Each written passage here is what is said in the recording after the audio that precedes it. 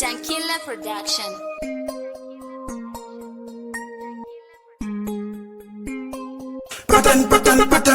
Patan, Young Rasta, ane patan, DK, ane patan, OGL, ane patan, it's the Young Rasta, them sing like a pastor. Big up DK, General, I say, Ram Pam, Akepi,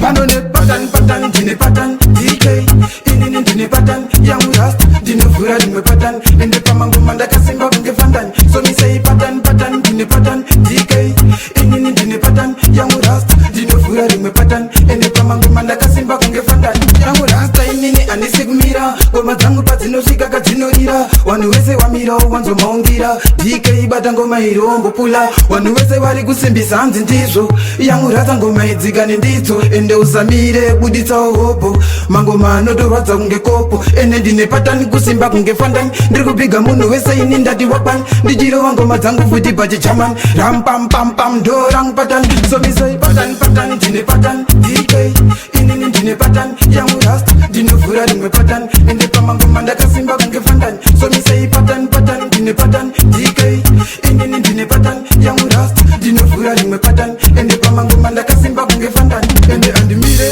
Kufaisa Dansi, Young Rasta, Jipo Jango Mimanzi, Pese Pando Sika, one on Dipa Chansi, and the Young Rasta Pinda County, Wakazunango Mazango Ziri Pamsoro, Musade Kenza, Nisamota Nebaskoro, a Young Rasta, Dinindo Pizan Foro, and the Pano Diva Dino Tansangoro, Patan, Dine Patan, DK,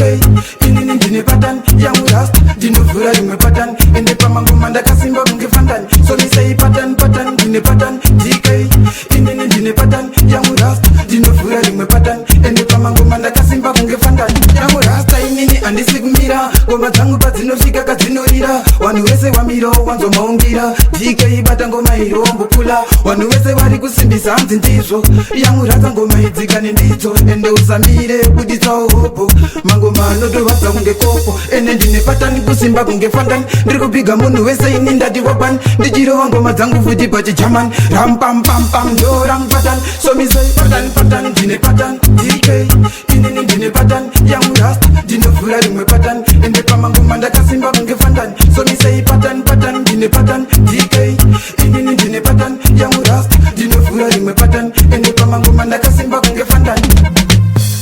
Dine Patan, Dine Patan, Dino Fura, Dine Patan, Daka Simba Fandan, Patan, Dine Patan, Dine Patan, Dino Fura, Dine Patan, Daka Simba Fandan.